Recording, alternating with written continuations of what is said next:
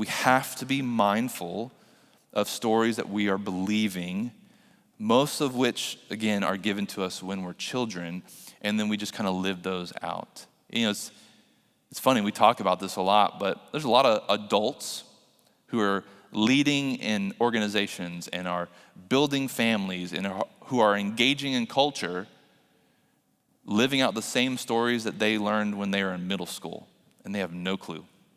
And we interact with them all the time, don't we? It's like, wow, where did that come from? Well, that came from, middle school.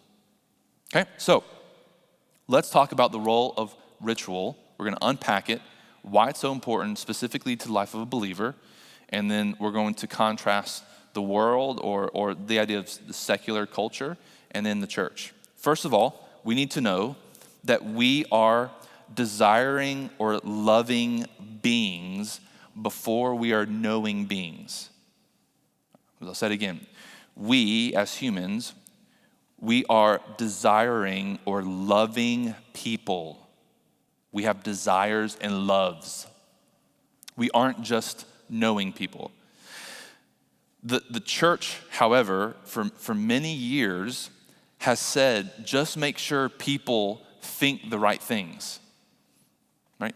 So right now, I want you to think about your church upbringing. What was more emphasis put on?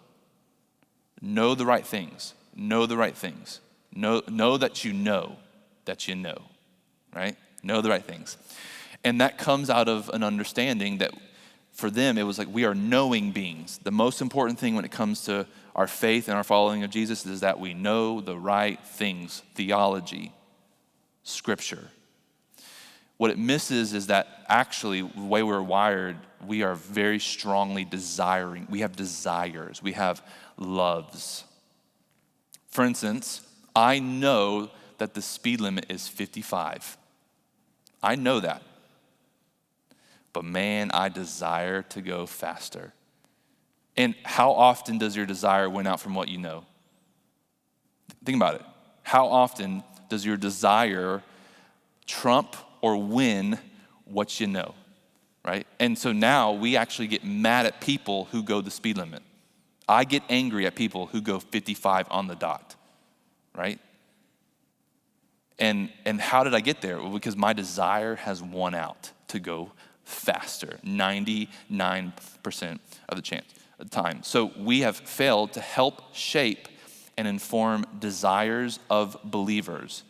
We've stopped at just knowing, and we have not helped to shape desires. So rituals or habits form our desires and dictates how we respond or engage with culture. So the things that we practice on a regular basis, the rituals and habits, those are the things that begin to shape and mold our desires and ultimately help to inform how we engage with culture, right? And again, really practical.